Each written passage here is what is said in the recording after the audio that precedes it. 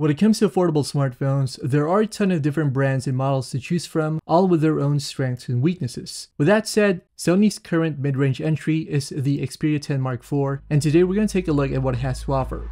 Let's get started.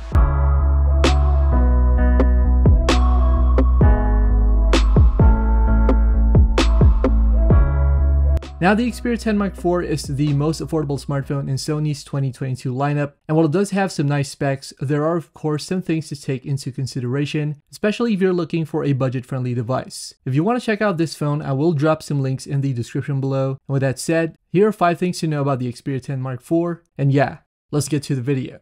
Alright, so one of the first things that you'll notice about the Xperia 10 Mark IV is the display. On the front of the phone, you get a 6-inch OLED screen with a 1080 by 2520 pixel resolution with a layer of Gorilla Glass Victus. Sony smartphones take a different approach to design, with a screen that has minimal bezels on the top and bottom instead of a hole punch cutout for the camera, and this makes for a very clean look. The display is surrounded by a matte plastic body with an IP68 rating. Thanks to the OLED display, the screen has vibrant colors as well as good contrast. One downside though is that it lacks a higher refresh rate, which is somewhat disappointing given its mid-range price. On the other hand, you do get Gorilla Glass Victus, which makes for some solid protection.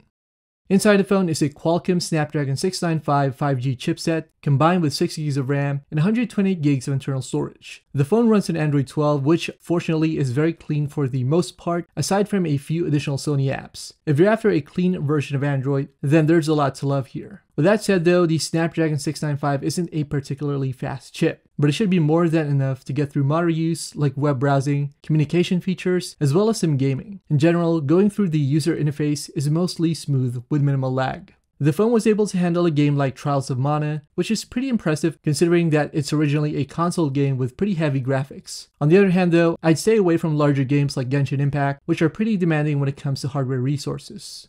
On the back, you'll find a triple camera setup consisting of a 12-megapixel main camera, an 8-megapixel telephoto lens, and an 8-megapixel ultra-wide lens. This is accompanied by an 8-megapixel front-facing camera. For a mid-range phone, you'll have to be very particular about your lighting conditions when taking photos. It's not anything to write home about though, and folks looking for a phone that they can use as a main camera might think twice about this one, as you'll find better camera quality on other mid-range phones out there. As for battery, the Xperia 10 Mark IV comes with a pretty large 5000 mAh battery built into the phone, which should easily last a day with casual use like media streaming, web browsing, and other everyday tasks. Given the budget chipset, the battery should last long for most basic usage. With that said, there's no official fast charging rating on this phone, so don't expect insane charging speeds when using up your battery. The biggest consideration that you'll have to make about the Xperia 10 Mark IV is the price. It goes for around $489, although you can find it priced a bit lower depending on where you're buying it from. At this price though, you can get better performance from phones like the Nothing Phone 1 or the Pixel 6a for example, and factors like the underwhelming camera performance should be kept in mind. On the other hand, it's a durable device with a solid design, a clean Android interface, as well as a large battery, and if those are your priorities, then by all means go and get this one. Alright guys, so that does it for this video. Let us know what you think about the Xperia 10 Mark IV in the comments down below, and don't forget to watch our other content here on Team VRY. As always, thanks a lot for watching, and I'll see you guys in the next one.